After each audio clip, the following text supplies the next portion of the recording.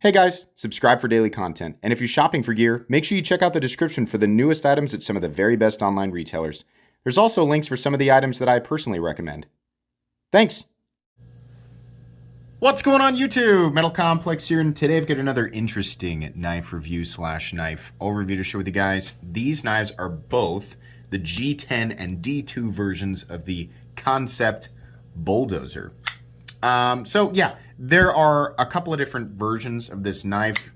There's this, the budget version, and then there's the more expensive version. I'll link them all right down below. Keep in mind, I am recording this. I know that the date on the video says something different. I'm actually recording this on May 12th. You guys are seeing this way in the future. I had to wait for these things to hit retailers so I could see what they were actually going to be priced at, but I only have a couple of retailers, smaller ones, that I can see what these are being priced at. I have a feeling the price is going to change because it's pretty high. It's kind of like WTF high. So if you're watching this way in the future and you're like, I just looked and they're way less expensive, that's why. It's because in my time, there's only 2 retailers that are carrying these in G10 and the price is odd. So anyways, thanks so much to my generous patrons who are supporting me right now. There's a link for Patreon right down below, and please make sure to follow me on Instagram at metal_complex. Thanks so much to Kubi for sending these in for me to take a look at too. These will eventually be given away. So if you're not subscribed, subscribe, because I do that a lot. Let's go ahead and do some size comparisons, just a couple up against the Ontario Rat Model 1 and the Ontario Rat Model 2. You can see here, the Bulldozer I keep wanting to say Bulldog, so I'm sorry about that. It is actually called the Bulldozer. It's a full-size knife. This is not a small knife. You know what would be helpful is if we actually measured it like we usually do right at the beginning of the video. Overall length is coming in at 8 1/4. Blade length is coming in at about 3.6 inches, and your cutting edge is about 3.5. So good numbers there. Preferable numbers for people who like full-size knives. Just a couple more here. How about up against the Spyderco Para 3? So there you go. And last but not least, let's do the Benchmade Bug Out. Okay, that's enough with that. So this is a liner lock G10 and D2, and it's got good action. The blade is big enough, there's enough mass there that while it's not falling completely shut right now, I'm sure that it will over time. This other one here, which is the exact same thing except for a black blade and jade or natural G10 scales, is acting exactly the same way. They are, the consistency in quality control with Kansept is very good, and I expect pretty much the same exact thing, right? I mean, when I handle 2 of the same model from Kansept, they usually feel exactly the same, so that's good. Carry profile. Let's go ahead and put it up against the Spyderco Para 3. So thickness, yeah, it's just a hair thicker, I understand that these are aftermarket scales, but these scales are just as thick as the stock scales on the Para 3. Length and height up against the PM2 and Para 3. There are parts of this knife that are tall, but not quite as tall as the PM2. It definitely is a larger knife when folded. It's almost the same length as the PM2, but should be no more difficult or cumbersome to carry. Blade stock thickness. Let's go ahead and get that out of the way. That looks to be something like 120 thousandths. It's just like the most common, yeah. Hey, I actually got one right. 120 thousandths there, so that's fine. Hardware check. Get out my tools. As per usual, my tools are very inexpensive and very recommendable. You can find them right down in the section of my description that talks about the tools I use on this channel. Like most Kansepts, I'm sure the pivot is a T8. Yep, and the body screws are T6. I'm not even going to check them.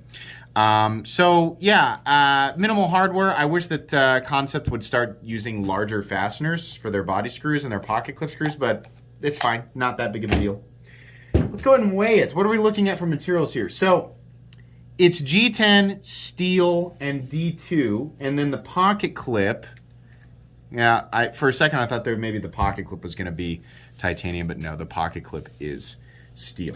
On the inside here, you can get my flashlight right down in the description as well. We do have a little bit, sorry, I know that's not helpful when you can't see it. There's a little bit of milling on the inside for some weight reduction, considering it is a full-size knife. That is meaningful milling. Weight, I'm going to guess this weighs something like 4 ounces. Oh man, I'm on fire today. 4 ounces. Yeah, so ratios are not perfect, but I mean, it's still a 4-ounce object and you're getting 3.6 inches, well, 3.5 inches of cutting edge, right? And you're gonna be able to make full use of that, so no issue there whatsoever. Anyways, so let's go on ahead and move into the meat and potatoes of this review. This is a pretty basic folder. I've reviewed countless like this, right? We have some peel ply texture G10 scales with some nice chamfering. We have liners that are not nested, but hey, that'll do the trick. We have a nice open area ergonomically. We've honestly got a pretty good clip. I'm pretty happy with this. I wish that the clip itself was nested, but you know what? It works. And because of, the drop here, I mean, it's a longer clip than it needs to be, but that's okay. The drop here and then this slight elevation and this sort of spoon end makes it very comfortable if you're gonna squeeze or bear down on it. So that's great. We have a fully flat ground reverse tanto blade. I'm calling it reverse tanto. If you don't like that, I don't care. I'm gonna call this reverse tanto. You're just gonna have to deal with it. Blade shape police. Thank you, please and thank you. Anyways, we have a tumbled finish, which is great. Kansept does an excellent job with their tumbled finish, so I don't have a problem with that. Not a whole lot of billboarding. It's just the Kansept logo, and then it says Bulldozer on the other side. I think it says D2, and then there's some dumb code on it that we never need, but it's always there anyway. Edges are nicely knocked down on this version. On the black version, I don't know if they do a satin version. I think on the black version, it's essentially the same thing. Yeah, just fine. Both knives have the exact same final cutting bevel. It's very sharp, nice and thin. Honestly, this is a great blade for day-to-day stuff. There's a little bit of belly. We've got a dropped tip, which I think is better than a drop point, like where essentially the tip is swept upward a little bit. I kind of like this more for EDC. I do a lot more draw cuts and digging into packages and things like that with my knife, so I really appreciate that. This is a very, very good day-to-day blade, and there's plenty of it. Very comfortable to hang on to, and there's a little choke up spot. It's not the most comfortable thing in the world, but you can get in there, and then we've got some meaningful jimping back there, so that's good. The pivot, it's just another Kansept pivot. It looks pretty much the same, nothing special there. It might be free spinning. We've got adjustment heads on both sides. I really wish if it is. I've seen Kansepts that are free spinning before. We need to do, I mean, it's 2022. D-shaped pivot barrel. We should have captive pivots, right? Make the head captive, or make the pivot barrel D-shaped so that you just adjust one side and that's it, right? We shouldn't be messing around with adjusting both sides or free spinning pivots. We have a lanyard hole here, which is great for lanyard people and totally meaningless for the other 99.9% of us. The pocket clip, like I said, very good. Oh, we kind of skipped the backspacer, didn't we? We've got what looks to be a G10 backspacer here on both knives. I think it's pretty much exactly the same. There are other colors of this available, by the way. These are just the two they sent me. If you get one with a black blade, you're going to get a black clip. I don't know why they didn't match the backspacer the same way. Probably because the liners, I don't know. It's weird. Anyways, yeah, the pocket clip is good. Plenty of retention. It's a good shape. Just a generically good clip, right? We have a stop pin that is located right here. I keep wanting to call it exposed, but it's not exposed. It's still underneath the liners. It's just not a, an internal stop pin, like where it rides on the blade. But anyways, that's fine. Lockup is completely and totally solid on both knives. Yeah, everything feels identical. No stick on either knife, not at all. No pivot lash. Let's check this one. I haven't checked for pivot lash on this one. Detent feels good. There's no pivot lash on either of them. Centering, perfect on this guy. How is it on this guy? Nah, it's a little bit off. Probably a quick turn of the pivot will fix that. Centering isn't, when it's off, it's annoying. Like, a knife should be centered, I get it, but you can also fix that yourself. I literally have a it's a 1-minute video on how to center your blade. If you didn't know, I have a 15-minute video on how to center your blade if you want every last little teeny tiny detail, but I also have a 1-minute video that shows you how to do it. So, if I get a $1,000 pocket knife and it's off-centered, I'm going to be kind of upset. If I get a cheap knife and it's off-centered, whatever, I'm going to fix it, right? So, anyways, yeah, this is a knife that I've reviewed. I mean, this is the type of knife I've reviewed a million times, right? Great. So what does that cost, Complex? 45, 55 bucks? Hold your horses. This thing costs, again, remember, it's May 12th, 2022 in my time.